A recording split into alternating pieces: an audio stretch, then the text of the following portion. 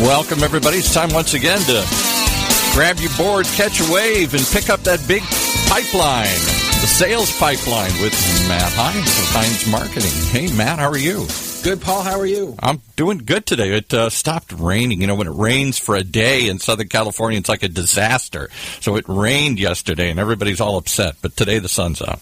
What do you mean a disaster? I thought you guys were in some kind of dramatic drought down there. We are. We just want it to rain at night, though. You know, when it rains in California, people literally stay home and say, "Oh, forget it. I won't even bother to go out today." Just if you would mind raining like nights and weekends, yes. We're not driving to work. That'd be great. It reminds me, up here in Seattle. When it reaches 90 degrees, of course, the entire West Coast, there's no humidity. And it's generally, it's very temperate, right? Right.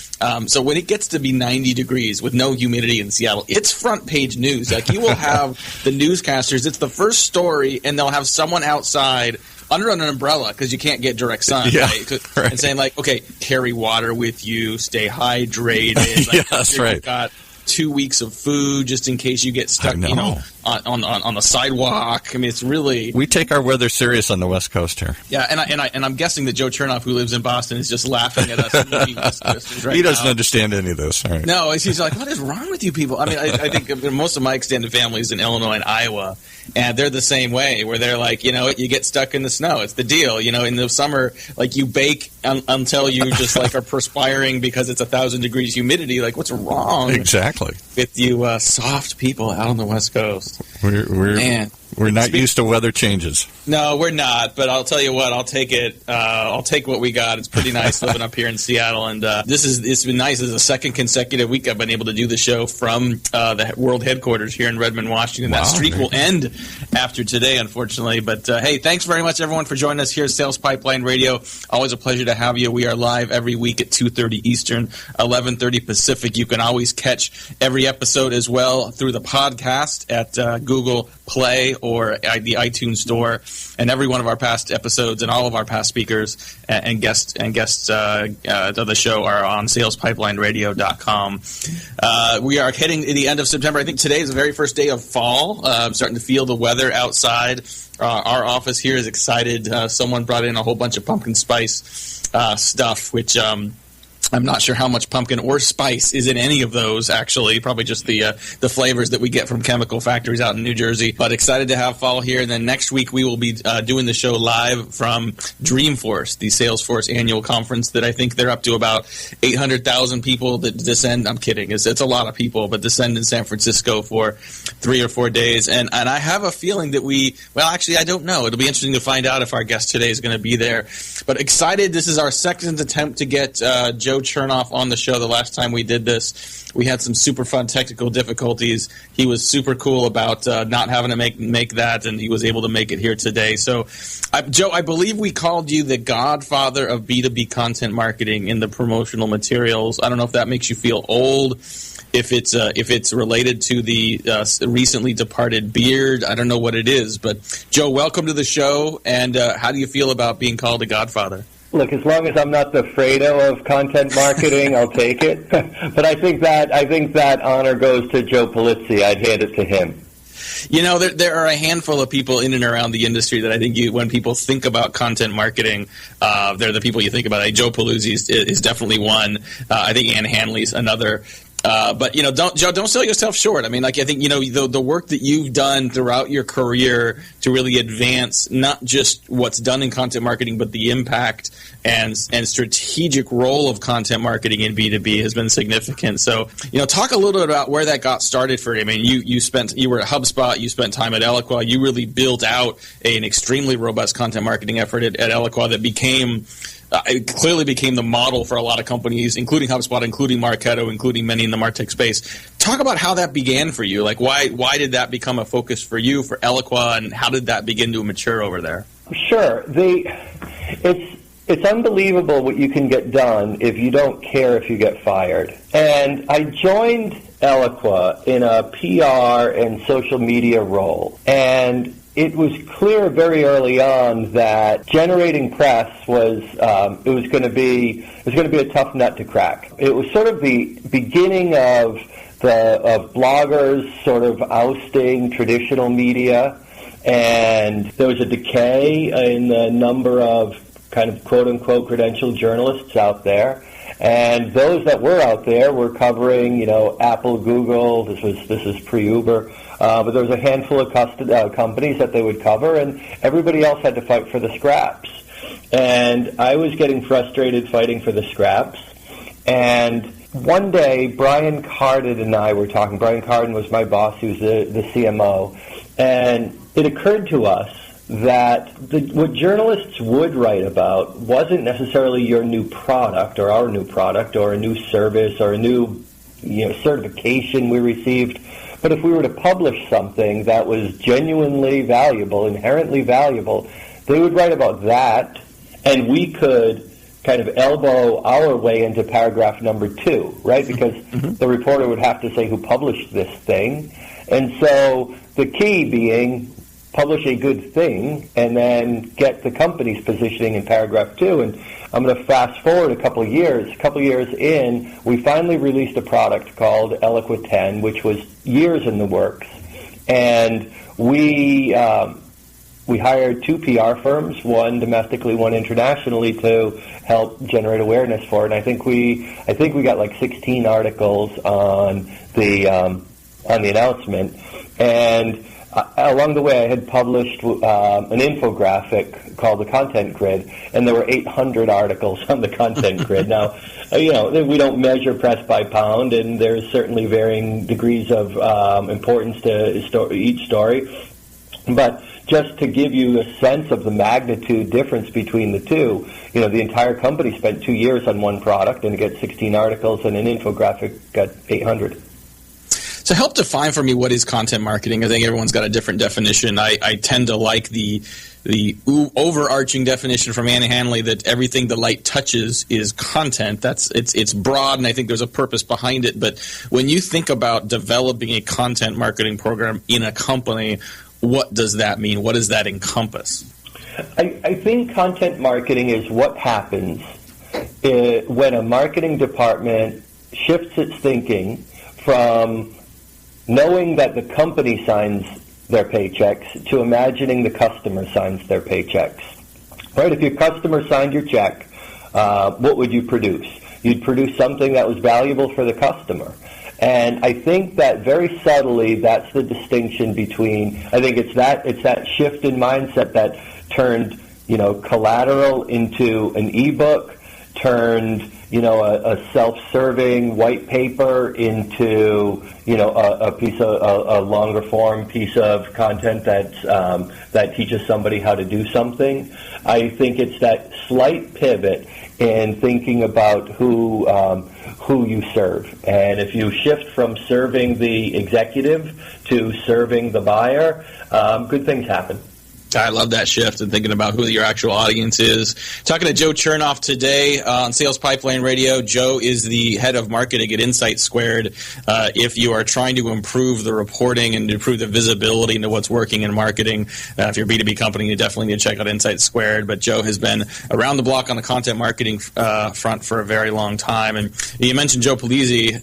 Joe, I know you were out at Content Marketing World a couple weeks ago, and the number of people that are at that conference has exploded, and I think it's very much in parallel with just the number of companies that are doing content marketing now. Is there a concern that we are flooding the world with content, that there are so many people doing content marketing now that it's no longer going to work, and or are there certain tenets that you recommend that can help people continue to drive real value and results out of their content efforts? Well, it's a mouthful. I remember reading an essay about 15 years ago, written by the filmmaker Robert Altman. And he was telling a story about how he was with a friend, and they were on a boat. It was late at night, and the moon was shining on the ocean, and he looks, and just as far as he can see, there's water. And he said, "Look at all that water," to his friend, and his friend said to him, "And that's only the surface." I think that there is more and more content marketing happening, yes, and that makes it more and more difficult for signal to be heard, and that's only the surface. If you read some of the reports out there, more than 50% of companies' content goes unused.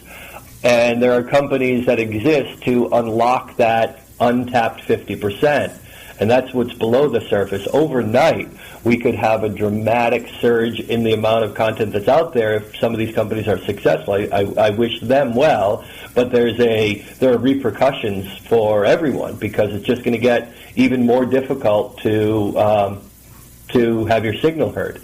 And so I think it puts more pressure on originality.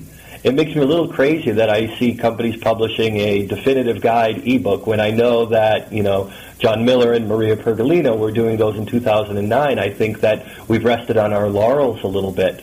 So I think that originality coupled with really smart distribution and kind of data-backed decisions, that's going to be the only way to break through. I'd agree with you on that. I think definitive guides, white papers, webinars, we tend to lean back in some of the same formats. I think a lot of people, when they think about content, they think about the written word. Talk about some of the ways that people do differentiate around that. I mean, is it related to the approach they take with the content?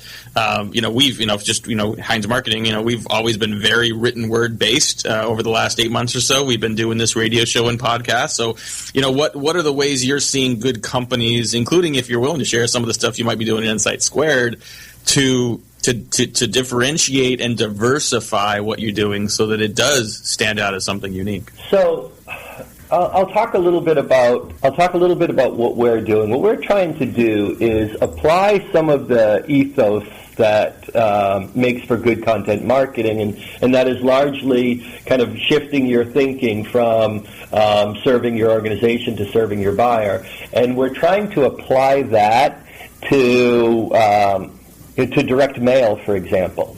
So rather than send a coffee mug with a logo on it or a T-shirt with a logo on it, we're trying to do things that are a little bit more original. Like my sense is you send a T-shirt with a logo on it, and the deal is square, right? Like the person gets a T-shirt in exchange for wearing your logo. There's nothing left to do there. What we're trying to do is we have a campaign that if we lose you, that is, if you went through a demo, you went through a sales process, but for whatever reason you didn't buy the product, we know that the next time you come back into our funnel, you're twice as likely to buy versus the first time you were through. So what we try to do is accelerate them coming back. One campaign we're running is if you're closed lost and we can start to re-engage you, we include you in a campaign where we send you a postcard that reads, "Come running back." And on the back of the postcard, there's a link to a landing page where you enter your shoe size. And we send you a pair of Nike ID sneakers in Insight Squared's color scheme. There's no Insight Squared logo on them. The deal is not square, right? Like, if we made them wear sneakers with our logo, we can't sort of guilt them into the follow-up sales call. But if they get them without the logo, I've joked that it's sort of like Jewish mother marketing. There's this kind of guilt expectation that they've got to take the call from them, and it works really, really well. Well, and like we were saying before, everything the light touches is marketing, and I love the way that you're integrating in content into other campaigns. I mean, there's no reason that content marketing needs to be its own separate division. And you've got direct mail, and you've got sales, and you've got other people doing stuff elsewhere. I want to talk a lot more. We got a lot more with Joe Chernov, who is the head of marketing at Insight Squared, and is godfather, definitely one of the pioneers in B2B content marketing. We'll talk more about what's happening in content today, how that's integrating across other channels, including the sales organization, and then what it's going to mean moving forward. Thanks very much for joining us. We'll be right back. Sales Pipeline. In a world where the speed of innovation and change in B2B marketing has never been greater, the only thing bigger is the need for clarity, for a blueprint, for a guide to what's really working. And how about a way to apply it specifically today to increase sales pipeline growth, velocity, and most of all, conversion? That's what you'll find in the Modern Marketer's Field Guide. And amazingly, you can download it for free. HeinzMarketing.com, just like it sounds, HeinzMarketing. It encompasses the entire sales and marketing cycle, but in quick bursts with lots of specific, actionable ideas, strategies, tactics you can put to work right away like today. The loaded table of contents helps you narrow in and tackle a problem. And it's something you can come back to over and over again as a reference guide. Why not download your free copy of the Modern Marketer's Field Guide? It's free. HeinzMarketing.com, just like it sounds. HEINZ, marketing.com. Whether you're producing a seminar series, users conference, lunch and learn, or exhibiting at a trade show, Validar has a solution. From capturing leads at trade shows to managing on-site registration, tracking session attendance, gathering information, and providing sponsors lead retrieval, we have a full suite of solutions for you. Since 2005, Validar has been turning corporate events and trade shows into better business. Call 888-784-2929 or visit us at validar.com. And now back to Matt and his guest. Well, you really learn a lot, Paul, about people just by reading their LinkedIn bios. I'm doing an event later today, and part of it is I'm moderating a panel, and just reading through profiles, you learn about one of our panels. It was won an Emmy for some interactive content. Another panelist, has literally been to 95 countries. I mean, that's a lot of countries. It was just during the commercial break, just flipping through, Joe, your bio here as well, and all kinds of things. We could if we don't want to talk about content, let's talk about boxing. We could talk about criminal justice. Someone on your bio actually describes you as the Kevin Bacon of B2B content marketing, which is fascinating. So it's going to get back to Joe here in a second. If you want to hear more from any of our guests, including a replay of our event with Joe Chernov here today, you can check us out at salespipelинeradio.com. Again, we're live every Thursday at 2:30 Eastern, 11:30 Pacific. Coming up in the next couple of weeks, we've got Deb Calvert. Super excited to have Deb. Appropriately enough, we'll have Deb live from San Francisco during Dreamforce Week. She is an expert at leadership development and team effectiveness. And so we're going to be talking to her about how to build and manage better sales and marketing teams. And the week after that, once we get back from Dreamforce, we've got Jamie Shanks, who is one of the founders and leaders of the social sales movement, and has just published a new book, Social Selling Mastery, which is really well done, and it's probably the best job I've seen of integrating social selling in with the broader sales strategy and sales process that your sales organization may be using. But back to Joe. Let's talk about sales a little bit. I think the opportunity to leverage the right content created by organizations beyond just at the top of the funnel, beyond just in marketing channels, is significant. What are some of your best practices for leveraging good content through the sales organizations and through the active sales process? My number one rule hasn't changed since 2009. And that is your best content ideas come from your front lines, and that's your salespeople. Whether it's top-of-funnel content or bottom-of-funnel content, conversations with sales, particularly like BDRs and AEs. It doesn't have to be sales leadership. It probably shouldn't be sales leadership. That's where you're going to be sourcing your best ideas. And so we've taken that to another level here at Insight Squared, and here's what we're doing. Our blog, we treat our blog like a magazine. And so twice a month we publish a quote-unquote issue of our blog, and that means we have 3, 4, 5 articles all on a similar concept, and so there's a thematic consistency to each issue.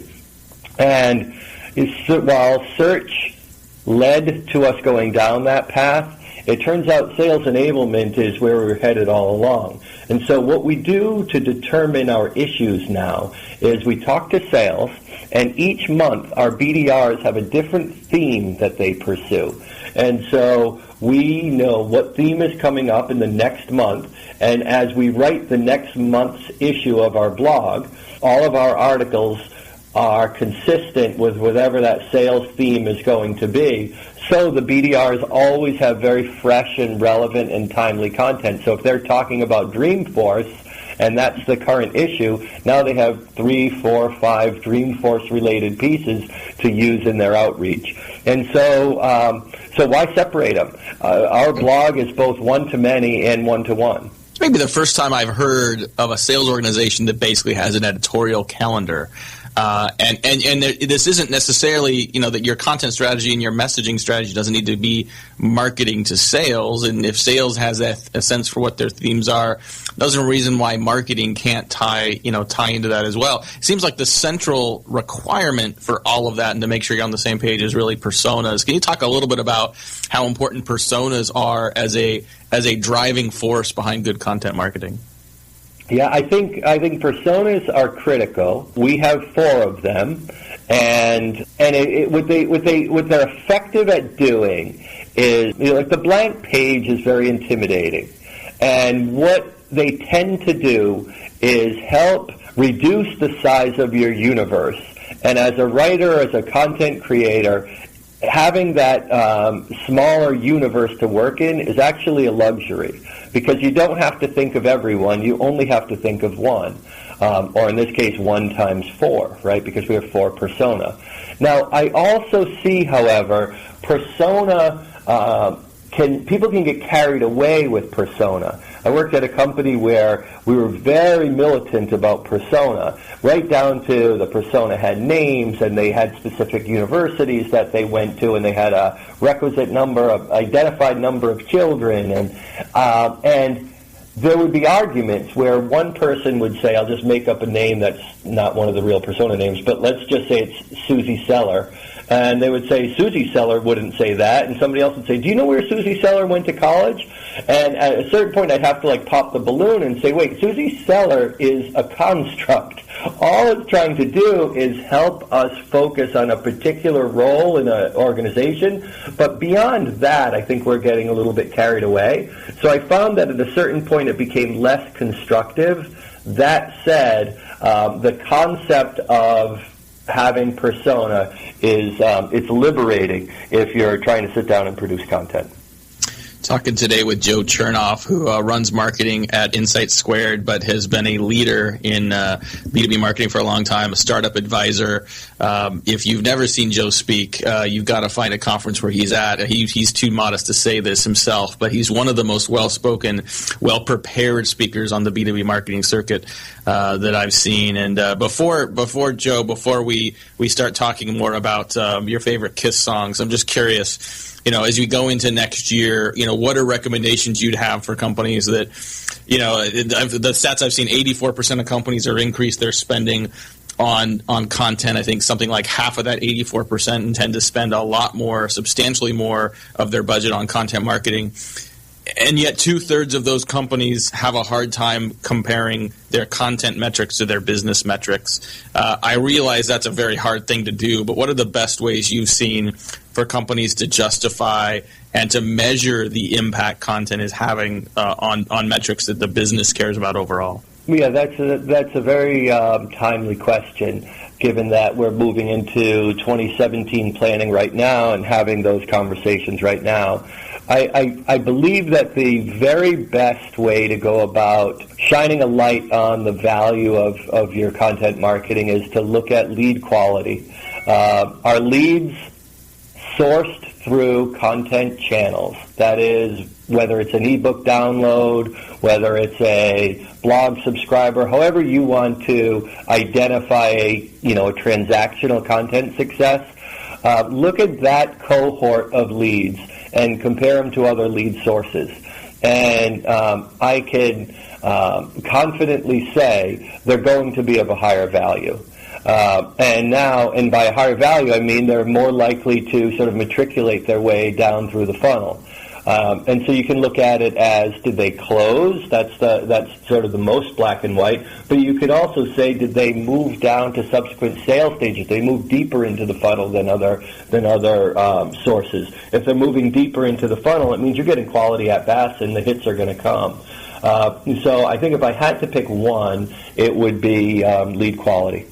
Okay. Awesome. Yeah, and I think tracking and accountability is becoming more and more complicated. Let's not pretend that a particular blog post or white paper is actually generating the 6 or 7 figure sale.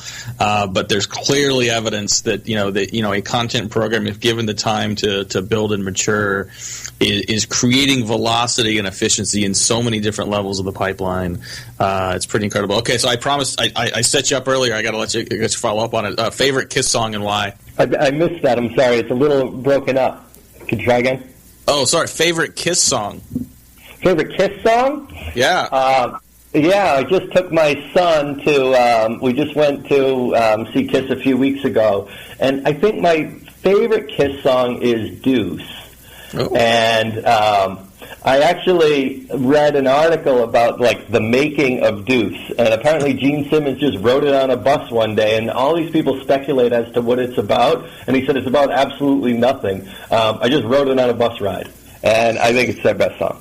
That's awesome. Yeah. So what's funny is I asked that question, and Paul perked up on the other side here. I think for Paul, it's definitely Detroit Rock City, which is also, I think, a solid choice. All right. Well, we'll let you off the hook, Joe. Thank you so much. Very, very much appreciate our guest today, Joe Chernov, who's the VP of Marketing at Insight Squared, the godfather, the Kevin Bacon, one of the real innovators of B2B content marketing. So excited to have him here. If you want to hear more from Joe, if you'd like to hear replay this presentation and share this with other people on your team, you definitely find that at salespipelинeradio.com. Definitely subscribe to our podcast as well at Google Play and the iTunes Store to get immediate access to every new episode. Of course, we're always here live every Thursday at 2:30 Eastern, 11:30 Pacific.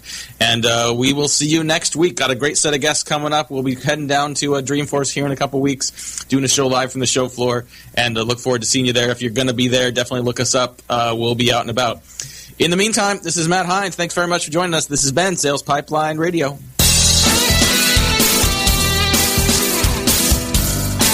Yes, sir. You've been listening to the Sales Pipeline Radio Show with Matt Hines from Hines Marketing, right here in the Funnel Radio channel.